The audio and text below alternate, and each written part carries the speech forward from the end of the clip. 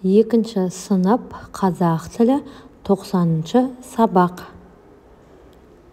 Зат есім бүгінгі сабақтан біз дерек көздерден қажетті мәліметті табуды үйренетін боламыз. 23-ші жаттығу мәтінді түсініп оқы. Наурыз жаңа күн деген мағына береді. Наурыздың 21-нен 22-сіне қараған күні күн мен түн теңеледі.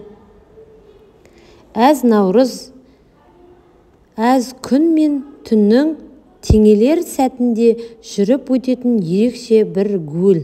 Әз болмай мәз болмайды деген сөз содан қалған. Әз өткенде күллі тіршілікке жан бітеді. Наурызда күн мен түн теңеледі деп неліктен айтатынын дерек көздерден біліп ал. Мәтіндегі зат есімдерді теріп жаз. Наурыз, күн, түн, әз, сөз және жан деген сөздер зат есімдері балалар. 24-ші жаттығу. Өлеңді жатқа жаз. Ұлыс оң болсын, ақ мол болсын, қайда барсаң жол болсын, не тілесең сол болсын. Ораз ақын Асқар. Зат есімдерді тауып астын сыз. Бұл жерде балалар бізде зат есімдер ұлыс және де жол деген сөздер. Яғни кім не деген сұрақтарға жауап береді. 25-ші жаттығу. Жұмбақ өлеңді оқып шешуін тап.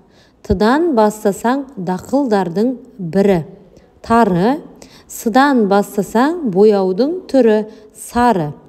Тарыдан жасалатын қандай тағам түрлерін білесің? Тарыдан жент және де тарысөк жасайды.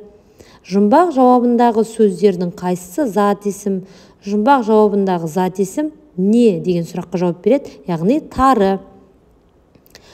Шығармашылық үзіліс. 26-шы жаттығу. Оңнан солға қарай оқығанда жаңа сөз шығатын сөздерді теріп жаз. Бұл жерде балалар лақ деген сөзден қал, түс деген сөзден сүт, кіші деген сөзден ішік, қысым деген сөзден мысық, таза деген сөзден азат деген сөздер шығады балалар.